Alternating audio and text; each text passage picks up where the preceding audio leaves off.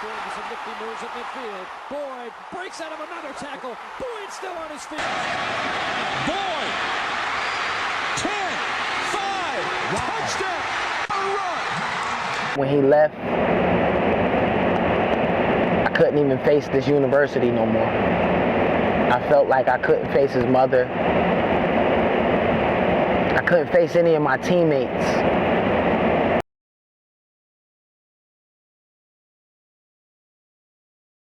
From the first day, I got introduced to, adversity. No one walked me through it. No one guided me through it. It was just, it'll be okay. Play football and it'll be okay.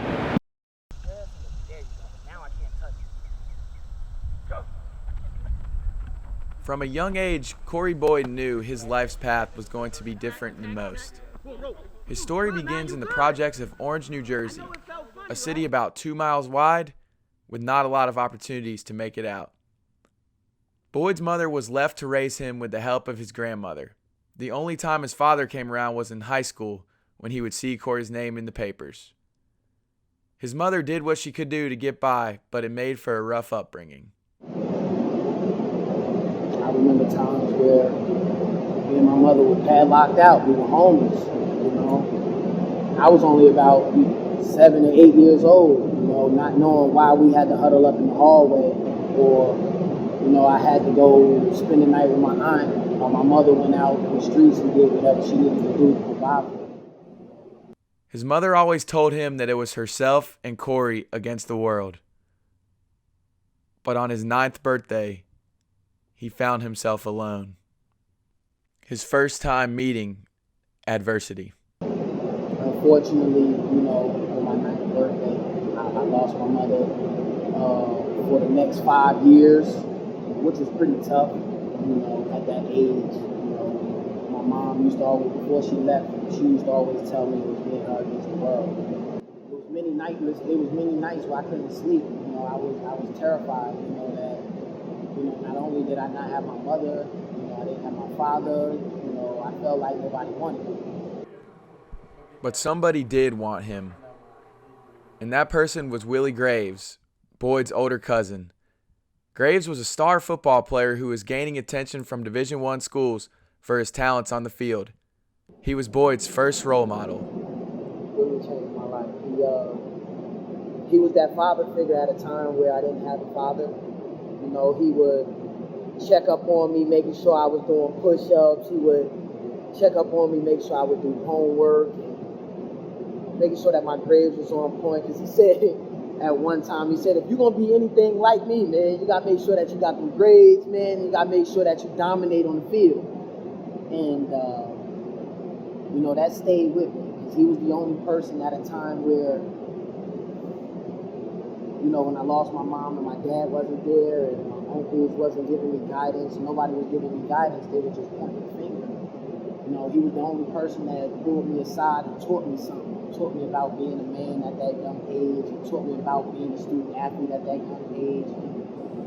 Boyd wore the same number 3 as Graves did all the way through his professional career. But Graves never got the chance to see Boyd play. It would be Boyd's second time running into adversity. On December 29th, 1996, Boyd's uncle came into the house with the tragic news that Willie Graves had been shot. Once my uncle told me that, I jumped out of the closet with a bat, and naturally I took off running. He ran hard, he ran fast, and he ran with a purpose. What happened next would change his life. I saw him ran there on his back in front of a phone booth.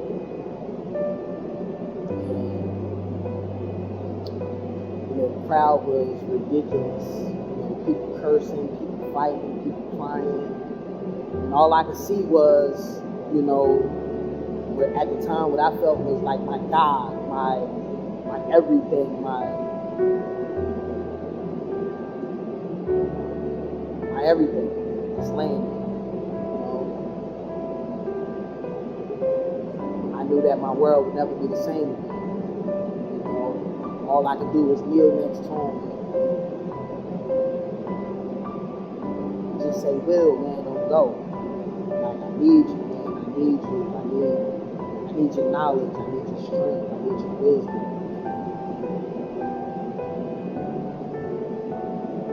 Watch him take his last breath, man. I watched him take his last breath. I held his hand. You know.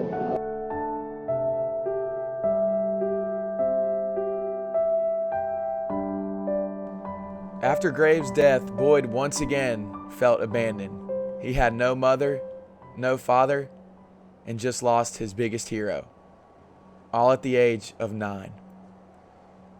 Following his cousin's death, the eyes of Orange, New Jersey slowly began to shift to Boyd. He was going to be the next great athlete, following in the footsteps of his cousin, Willie Graves. And in his 8th grade year, the Orange High School football coach, Randy Daniels, came to Boyd with a workout plan. And so began his journey in football. I was about 4'8", you know, when I was in the 7th and 8th grade, and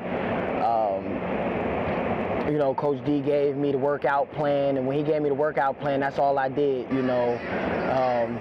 Any downtime that I had outside of schoolwork, you know, I would hit the weight room. You know, I would go out to the football field. A lot of people, they thought that I knew right from wrong, where all I knew was hard work and reward. You know, that's all I ever known. That hard work paid off in Boyd's first game as a freshman on the varsity high school football team. But he didn't shine at running back. It was at the outside linebacker position where Boyd first made a name for himself. Boyd scored 4 touchdowns on the defensive side of the ball in his first ever high school football game.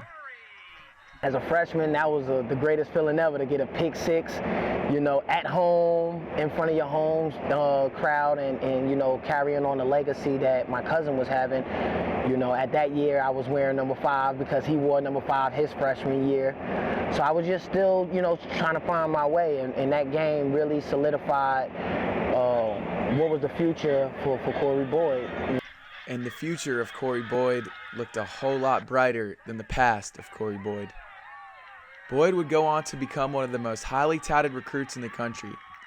He was the 21st best cornerback in the country, the 12th best safety in the state of New Jersey, and one of the top running backs in the country as well. He was finally starting to see his way out. Once I opened up the letter from Virginia Tech, you know, that was the beginning of a great road and a great journey towards my college choice. Boyd admittedly did not know too much about the University of South Carolina, but all of that changed when Lou Holtz came walking in the door to begin his recruiting process. Lou Holtz did a phenomenal job with allowing my grandmother to feel comfortable with the whole process. Not one part of it was I alone. They preached a lot on my recruiting about home, away from home, and being able to grow into a better man. And I think that was more so what caught me amongst all the other colleges that were recruiting me, was that the University of South Carolina really invested in the man. There was one thing that Boyd was still unsure about with the University of South Carolina and Coach Lou Holtz, and that was the no hair policy. Boyd took a lot of pride in his dreads, but Lou Holtz had something else in mind.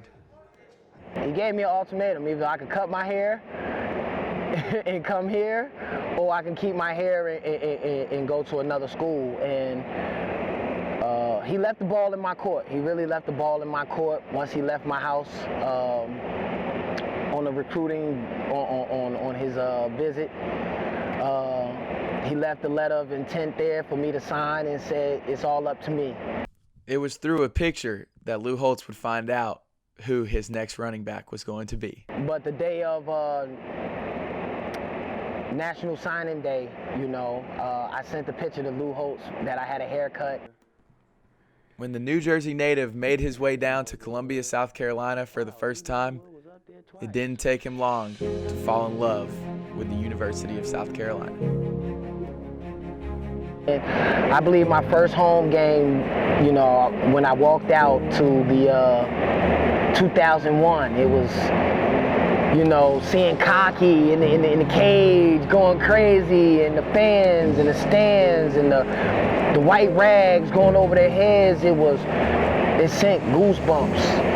For the first time, you know, me ever stepping out on the football field, you know, I was taken away, breathtaking, you know, by the support and the love, and how 1 minute the stadium could be empty, you go in for a pep talk from your coach and come back out, and man, it's a sea full of garnet and black that, you know, you can't describe the emotional feeling and the vibes that you get. Tears went down my eyes, man, for the first time. From there, man, I fell in love. You know, I fell in love with the rivalries. I fell in love with the fairgrounds. I fell in love with the facility. The staff already had me, so everything was a blessed transition. Boyd would go on to become the 9th leading rusher in school history and the only player in school history with 1,000 yards rushing and 1,000 yards receiving. He had come a long way from those lonely nights in Orange, New Jersey.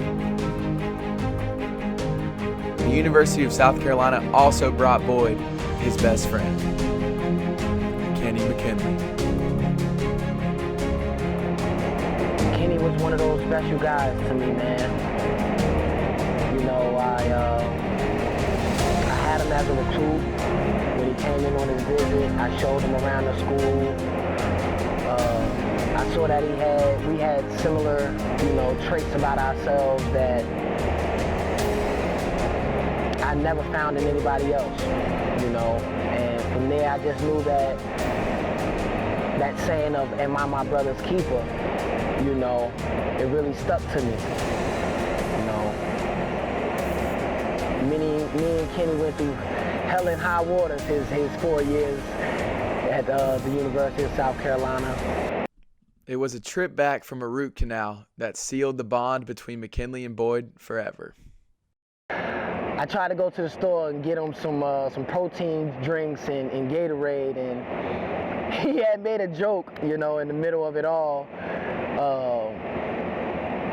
He said that you can't buy heart in the store.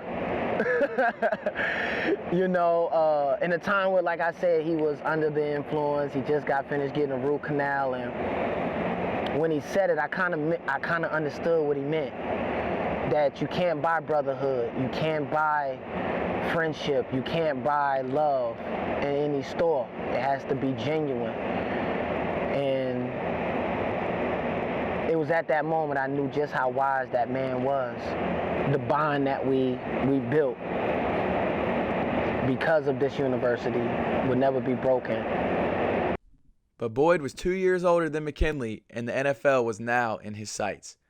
He was a projected third-round pick, but it wasn't until the 7th round that his phone rang.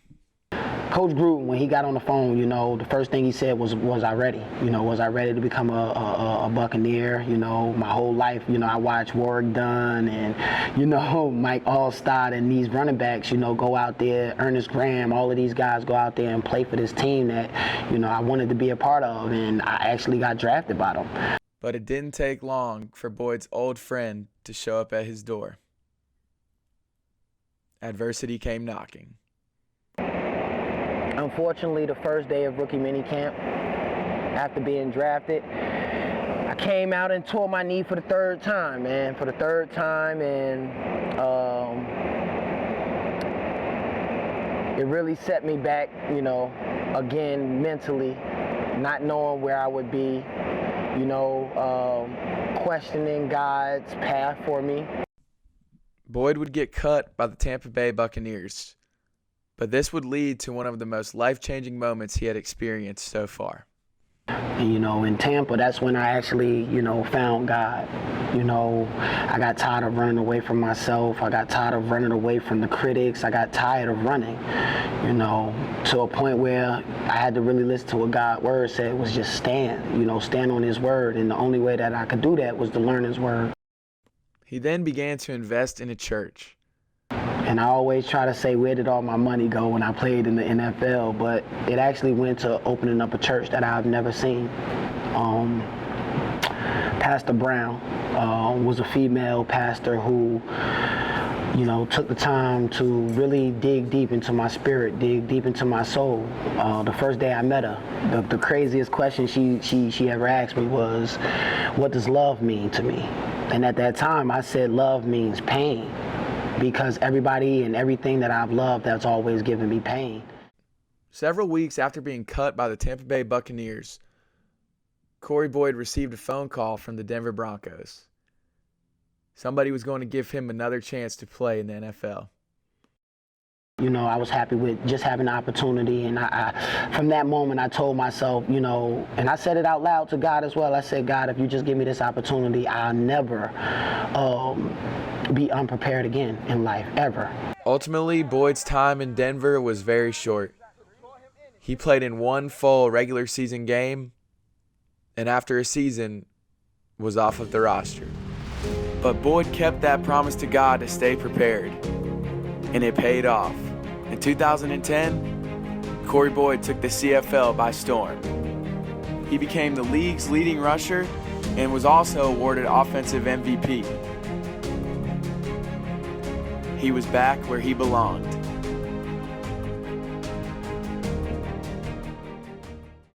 And during Boyd's 2010 breakout season, his best friend, Kenny McKinley, had been drafted by the Denver Broncos, following in Boyd's path.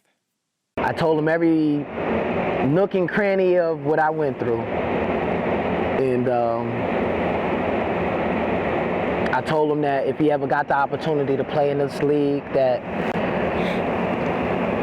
don't ever make the same mistakes that I made. And sure enough,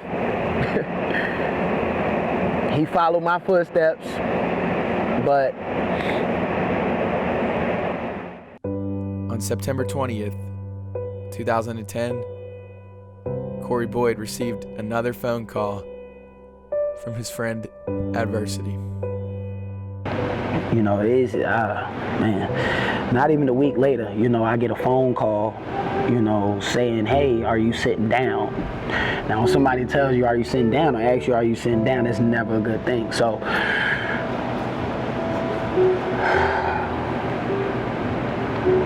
you know, to hear, hey, you know, Kenny's gone, you know, I thought it was a joke. I thought it was, I mean, I just didn't think it was real, you know, somebody that you were just sitting with, you know, a week earlier, you know, decides to take their own life because, you know, things get too hard or you feel like you're alone in life. Like, it's tough. Till this day, I still haven't forgave myself for not being there, you know, not being there enough. You know, may have been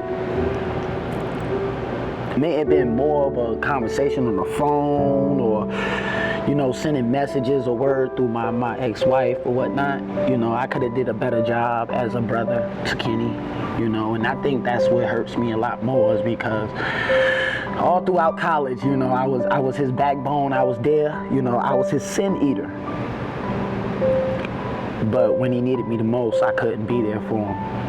And that still bites, it still hurts, man. Boyd felt like he let everyone down. I couldn't even face this university no more. I felt like I couldn't face his mother. I couldn't face any of my teammates. And within a few years of McKinley's death, Boyd would be hit the hardest he had ever been hit in his whole life.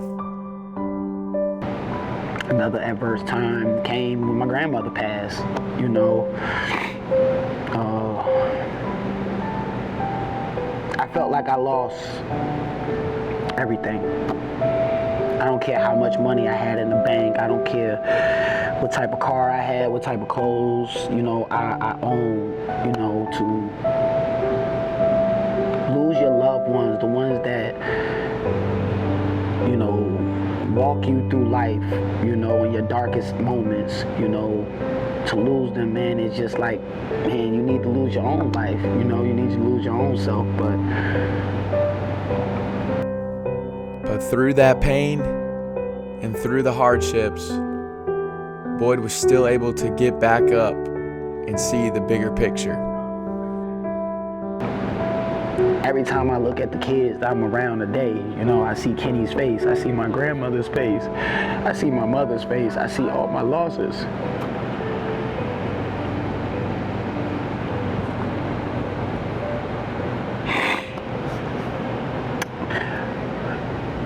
I know I can't win every battle. I know I can't win every battle, but I can't keep losing. And that's what keeps me going, that's what keeps me motivated, that's what keeps me helping these kids and being there for these kids, because they all I got left. They all that I got left from what I love.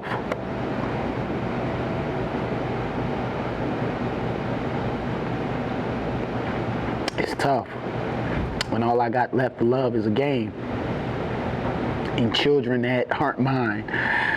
Boyd's mind was now on the kids and the next generation that he was hoping to leave a mark on. He was done running and ready to be coaching. Out of nowhere, I literally, like how I'm talking to you now, I heard God say CB3 Athletics, CB3 Athletics, and I didn't understand what it meant, CB3 Athletics, CB3. CB3 Athletics began with 3 kids in Canada. And then Boyd took the program to New Jersey. But Columbia, South Carolina was the place that was calling him home.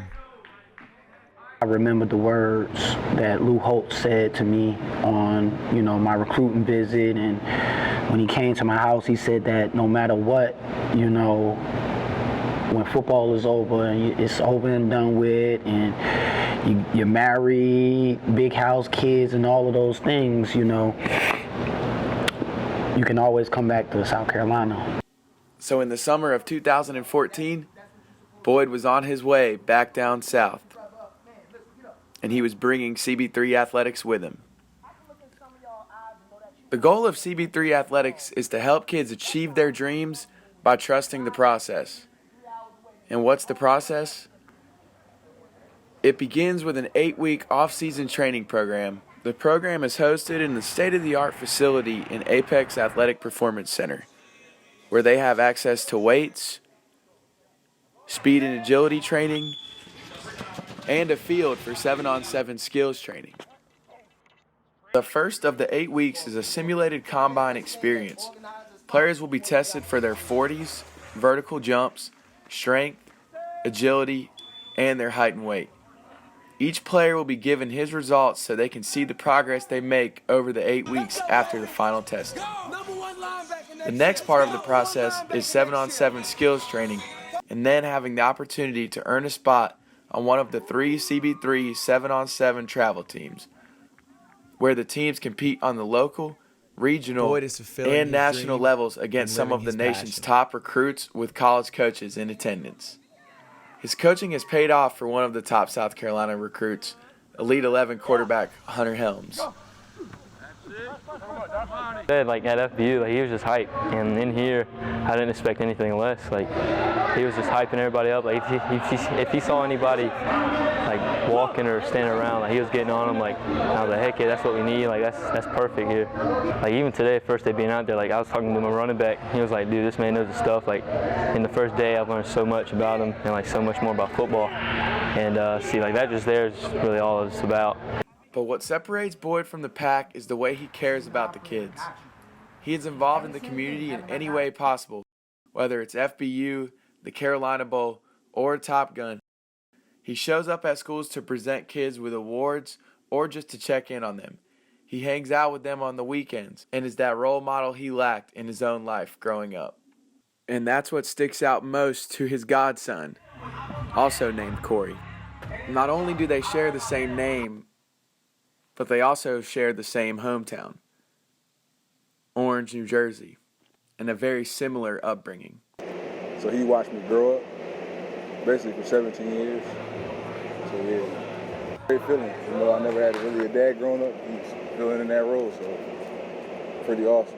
Because not too many kids get to wake up and see somebody like that. Through my own time building a relationship with Corey Boyd, I've realized several things.